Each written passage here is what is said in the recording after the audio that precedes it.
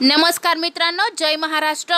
आताची सर्वात मोठी आणि महत्त्वाची बातमी समोर आली आहे। ठाकरेंचा मोठा गौप्यस्फोट। तर कोणत्याही महत्त्वाची बातमी बघूया। ज्याचे जास्त आमदार त्याचा मुख्यमंत्री असे सूत्र ठेवू नका। किमान 4 भिंतींच्या आड तरी मुख्यमंत्री पदाचा चेहरा ठरवा अशी भूमिका उद्धव ठाकरे गटाने घेतली आहे। मुख्यमंत्री पदाचा चेहरा ठरवला तर पाडापाडीचे राजकारण होणार नाही असं ठाकरे गटाला वाटते। त्यामुळे उद्धव ठाकरेंची ही मागणी काँग्रेस आणि शरद पवार मान्य करणार का हा मोठा प्रश्न आहे। महाविकास आघाडीच्या मेळाव्यातही उद्धव ठाकरेंनी जाहीरपणे काँग्रेस राष्ट्रवादीला आव्हान केले होते।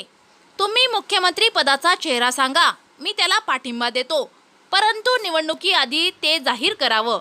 ज्याचे जास्त आमदार त्याचा मुख्यमंत्री हे सूत्र वापरले तर पाडापाडीचे राजकारण होते, ते आपल्याला नको असं उद्धव ठाकरेंनी म्हटलं होते। मात्र ठाकरेंच्या या मागणीकडे काँग्रेस आणि शरद पवारांनी संपूर्ण दुर्लक्ष केले आहे। आपल्यात काड्या घालणारे काही लोक महायुतीत बसलेले आहेत। ते म्हणतात की महाविकास आघाडीमध्ये मुख्यमंत्री पदाचा चेहरा कोण?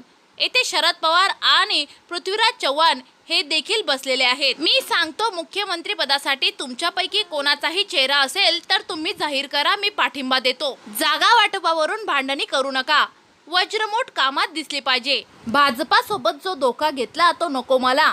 ज्याच्या जास्त जागा त्याचा मुख्यमंत्री असे ठरवले जायचे, पण त्यात एकमेकांच्या जागा पाडल्या जायच्या असं उद्धव ठाकरेंनी म्हटले होते।